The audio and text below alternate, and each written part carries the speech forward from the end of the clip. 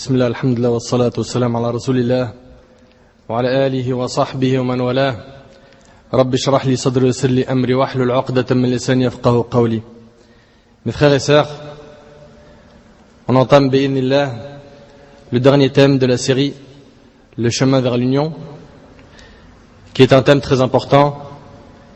Ce thème est le comportement adopté face à la divergence. La divergence est un mal. La divergence est un mal. Allah tabaraka wa ta'ala a dit dans Sourate Al-Anfal, Sourate 8, verset 46, وَلَا تَنَازَعُوا فَتَفْشَلُوا وَتَذْهَبَ رِيحُكُمْ وَاصْبِرُوا إِنَّ اللَّهَ مَعَ الصَّابِرِينَ. Et ne vous disputez pas. Et ne vous disputez pas. Sinon vous fléchirez, vous allez faiblir et perdrez votre force. Et soyez endurants, car Dieu est avec les endurants.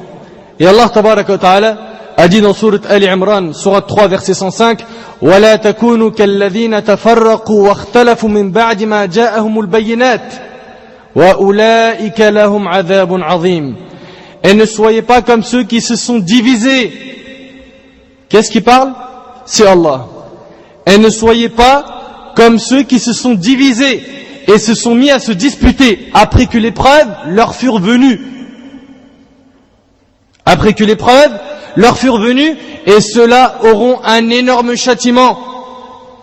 Et Allah tabaraka wa ta'ala a dit dans Sourate Ash-Shura, Sourate 42, verset 13, شَرَعَ لَكُم مِّنَ الدِّينِ مَا وَصَّى بِهِ نُوحًا وَالَّذِي أَوْحَيْنَا إِلَيْكَ وَمَا وَصَّيْنَا بِهِ إِبْرَاهِيمَ وَمُوسَى وَعِيسَى أَنْ أَقِيمُوا الدِّينَ وَلَا تَتَفَرَّقُوا فِيهِ. Il vous a légiféré en matière de religion ce qu'il avait enjoint à Noé, Nuh alayhi salam, ce que nous t'avons révélé, ainsi que ce que nous avons enjoint à Abraham, à Moïse et à Jésus. Établissez la religion et n'en faites pas un sujet de division. Qui est-ce qui parle? C'est Allah qui parle. Établissez la religion et n'en faites pas un sujet de division. Et Allah tabaraka wa ta'ala dit dans Sourate Hud, Sourate 11, versets 118 et 119, وَلَا يَزَالُونَ مُخْتَلِفِينَ إِلَّا مَنْ رَحِمَ رَبُّكَ. Or, ils ne cessent d'être en désaccord entre eux, sauf ceux à qui ton Seigneur a accordé miséricorde. La divergence est un mal. Et j'aimerais avertir mes frères et sœurs sur un hadith qui tourne entre les gens. Ils disent que le prophète alayhi salatu wassalam a dit, اختلاف أمتي رحمة. La divergence de ma communauté est une miséricorde. Le hadith n'est pas authentique. Il est même faux, batil, et n'a aucun fondement. As-Subki rahimahullah, un grand savant, a dit, je ne lui ai trouvé aucun fondement, ni authentique, ni faible, ni inventé, ni même maudou'. Retenez donc que la divergence est un mal. La divergence est un mal. Il y a deux types de divergence. Premier type de divergence, c'est la divergence sur Aslul Mill, la base de la religion. La divergence sur la base de la religion. Et c'est à ce sujet qu'Allah tabaraka wa ta'ala a dit وَلَا يَزَالُونَ مُخْتَلِفِينَ إِلَّا مَنْ رَحِمَ رَبُّكَ. Or, ils ne cessent d'être en désaccord entre eux, sauf ceux à qui ton Seigneur a accordé miséricorde. Al-Imam Ibn Hazm, Cheikh al-Islam Ibn Taymiyyah, Al-Imam al-Shatibi, Al-Hafiz Ibn Rajab et d'autres parmi nos grands savants ont dit que le mot désaccord qui est cité dans ce verset, écoutez bien, or ils ne cessent d'être en désaccord. Ce mot, le mot désaccord qui est cité dans le verset concerne la base de la religion. Concerne la base de la religion. Quiconque est donc en désaccord avec le tawhid sort de la miséricorde d'Allah. Quiconque est donc en désaccord avec le tawhid sort de la miséricorde d'Allah. Ça, c'est donc le premier type de divergence. Le deuxième type de divergence est celui qu'on appelle en arabe al-khilaf fil furu', la divergence dans les branches de la religion et dans les sujets où l'effort d'interprétation est permis, ce qu'on appelle al-masail al-ijtihadiyya. Quant à ce type de divergence, nos grands imams parmi les salafs, parmi nos ancêtres, les pieux prédécesseurs, ont dit que cette divergence ne nuisait en rien. Les compagnons radiyallahu anhum, les meilleures créatures qui ont existé après le prophète alayhi salatu wassalam, ont eux-mêmes divergé dans al-furu', les branches de la religion, pas la base, la croyance, mais al-furu'. Ils ont divergé dans al-furu'. Et malgré cela, Allah tabaraka wa ta'ala a fait leur éloge dans le Coran. Donc diverger dans la base de notre religion, cela n'est pas permis. Allah, il y en a un ou deux. On n'a pas le droit de diverger dessus. Ça c'est la base. Mais par contre, dans la salat, ou dans une autre adoration qui fait partie de Furu' ad-Din, la divergence, cette divergence-là, si elle a existé du temps des Sahaba, des compagnons radiyallahu anhum, et que les savants, eux aussi, ont divergé sur ces adorations-là, il nous est permis de diverger sur ces sujets. Et bien là, on va détailler ça en profondeur. Le fait de ne pas avoir reçu la preuve. Le fait de ne pas avoir reçu le dalil, la preuve. Il est possible qu'un cheikh lui parvienne une preuve qu'un autre cheikh n'a pas reçue. Et donc, quand ce cheikh va donner son avis, et l'autre va donner son avis, il y aura donc quoi? Une divergence, alors qu'on parle du même sujet. Alors qu'on parle du même sujet. Comprenez donc qu'il est possible qu'un cheikh parvient à avoir une fatwa qu'un autre n'a pas pu avoir. Et de ce fait, on aura deux fatwas différentes. Et les compagnons de notre prophète alayhi salatu wassalam ont connu cela. Et oui, mes frères et sœurs, les compagnons du prophète alayhi salatu wassalam ont divergé. Alors que le prophète alayhi salatu wassalam vivait parmi eux. Ils ont divergé. Bien sûr, ils ont divergé dans quoi? La base de la religion? Non, le deuxième type de divergence.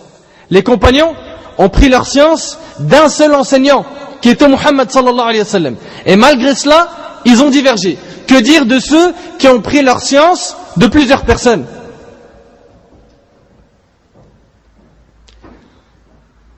Ibn Abbas radiyallahu anhu me rapporte, Omar ibn Khattab radiyallahu anhu prit la route pour le Sham, la grande Syrie. Lorsqu'il arriva à Sarg, un endroit, il trouva les généraux commandants des troupes. Il trouva les généraux commandant les troupes, Abu Ubaïd ibn al-Jarrah et ses compagnons, qui l'informèrent qu'une épidémie de peste sévissait dans le Sham. Il y a une épidémie de peste. Là où tu vas, il y a Omar. Donc là, Omar, il est informé que dans l'endroit où il va, il y a une épidémie de peste. Et là, les compagnons se divisèrent en deux groupes. Le premier groupe a dit qu'il fallait partir au Yémen. On y va quand même.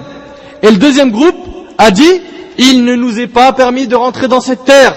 Et à la tête de ceux qui ne voulaient pas rentrer au Yémen, il y avait Omar ibn Khattab, radiyallahu anhu, puis d'autres compagnons. Et Abu Ubaïda, radiyallahu anhu, lui dit, ô prince des croyants, tu fuis le destin d'Allah? Tu fuis le destin d'Allah? T'as peur de la peste? Omar lui dit, radiyallahu anhu, cet homme intelligent, ce grand calife, ce grand compagnon, je fuis le destin d'Allah vers le destin d'Allah. C'est-à-dire qu'il fuit la prédestination de la maladie vers la prédestination de la santé. On tire comme leçon de cette histoire que les compagnons radiyallahu anhum ont divergé. Un groupe voulait entrer au Yémen et un groupe a refusé d'y entrer. Dans cette histoire, Omar radiyallahu anhu, Omar, celui dont le prophète alayhi salatu wassalam a dit, s'il y aurait eu un prophète après moi, ça aurait été Omar. Omar n'avait pas de preuve à ce sujet. Lui et un groupe de compagnons. Il n'avait pas de preuve au sujet de la peste au Yémen. Il n'avait pas de preuve concernant la peste quand elle est dans un pays. Omar, un grand savant comme lui, n'avait pas de preuve à ce sujet. Et c'est là que Abdurrahman ibn Auf, radiyallahu anhu, un grand compagnon, parmi ceux à qui il a été promis le paradis. Cet homme-là, Abdurrahman ibn Auf, qui était absent pour quelques affaires, arriva à ce moment. Et il voit donc les compagnons en divergence. Et il dit, je détiens une science concernant ce sujet. J'ai entendu le prophète alayhi salatu wassalam dire, lorsque vous apprenez que la peste se déclare dans un pays, ne vous y rendez pas. C'était donc la fatwa de qui? De Omar. Subhanallah. Écoutez bien, il a dit quoi? Le prophète alayhi salatu wassalam a dit, lorsque vous apprenez que la peste se déclare dans un pays, ne vous y rendez pas. Et si l'épidémie arrive quand vous y êtes déjà, n'en sortez pas. Omar radiyallahu anhu remercia Allah azza wa jal et prit le chemin du retour, et le hadith il est rapporté par Bukhari et Muslim. Ne t'attache pas aveuglement aux savants et aux groupes. Accepte la vérité, peu importe de qui elle vient, et rejette le faux, même si celui qui le prononce est très connu pour sa science. Si par exemple, dans un groupe qui n'est pas le tien, Il y a de la vérité, suis cette vérité. Et si dans ton groupe il y a du faux, rejette ce faux. Attache-toi au dalil. Attache-toi au dalil, aux preuves. Comprenez que le premier comportement qu'il faut adopter est le non-attachement aveugle au groupe et aux savants. Wallahi, wallahi, que je ne me lasserai jamais de répéter cette phrase. Ne t'attache pas aveuglement au groupe et aux savants. Et j'invite mes frères de France, parmi les prédicateurs et les imams, de faire ce rappel aux gens. Car hélas, on a de plus en plus de ta'assub lil ashkhas, des gens qui s'attachent aveuglement aux gens. Et sachez, et ça a été dit anciennement, que c'est en connaissant la vérité que l'on connaît la valeur des hommes, et non pas en suivant les hommes que l'on connaîtra la vérité. Je répète, c'est en connaissant la vérité que l'on connaît la valeur des hommes, des paroles en or, et non pas en suivant les hommes que l'on connaîtra la vérité. L'attachement aveugle rend les gens sourds face à la vérité et aveugles face aux preuves. Ceux qui s'attachent aveuglement aux shuyukh, lorsque tu leur dis Allah tabaraka wa ta'ala a dit, et le prophète alayhi salatu wa sallam a dit, et les salafs ont dit, ils répondent oui, mais tel cheikh il a dit. Tel cheikh il a dit. Tu le dis, mais Allah et son prophète alayhi salatu wa sallam ont dit, oui, mais tel cheikh. Ibn Abbas radiyallahu anhuma, ce grand compagnon, ce savant, a dit aux meilleures personnes, après le prophète alayhi salatu wa sallam, les compagnons, il leur a dit, alors qu'ils étaient en divergence sur un sujet, il leur disait, le prophète alayhi salatu wa sallam a fait ceci et cela, et eux, les compagnons, ont dit, oui, mais Omar et Abu Bakr ont fait ceci et cela. Et Omar et Abu Bakr, c'était qui? Les meilleurs compagnons du prophète alayhi salatu wa sallam. Il leur a dit, je vous dis, le messager d'Allah a dit, et vous me dites Abu Bakr et Omar. Et aujourd'hui, on ne dit plus Abu Bakr et Omar. Si seulement on disait Abu Bakr et Omar. Non. Ibn Abbas n'a pas apprécié qu'on puisse dire Abu Bakr et Omar ont dit, alors qu'il leur a été dit, le prophète alayhi salatu wa sallam a dit. Comment est-ce que je débat? De la bonne manière, je dois être dur. Comment? Allah nous en parle dans le Coran. Comment est-ce qu'on doit débattre? Si on débat, Allah nous en parle dans le Coran. Dans la même sourate, Allah subhanahu wa ta'ala dit وَجَادِلْهُمْ بِالَّتِي هِيَ أَحْسَنُ. Tout à l'heure c'était Al-Hasana et là c'est Ahsan. Ça a son sens. Et débat avec eux de la meilleure façon. Donc si tu exhortes, Allah Azza wa Jalla dit une bonne exhortation. Une bonne exhortation, d'une bonne manière. Et si tu débats, c'est de la meilleure des manières. C'est-à-dire que tu dois avoir un meilleur comportement que celui que tu as eu quand tu exhortais une personne. Donc j'appelle Allah par la bonne exhortation, et quand je débat, je le fais de la meilleure façon. Clair? S'il y a une bonne façon, sache que dans le débat, tu dois utiliser la meilleure des façons. Et débat avec ton frère avec sagesse. Tu n'es pas obligé de hurler, de crier, de dire de mauvaises paroles. Sagesse et bonne exhortation. La sagesse, comme l'a dit l'imam Ibn al-Qayyim rahimahullah, al-hikma, c'est quoi? Qawlu ma yanbaghi fi al-waqt alladhi yanbaghi ala al-wajh alladhi yanbaghi. Dire ce qu'il faut au moment où il faut, de la manière qui convient.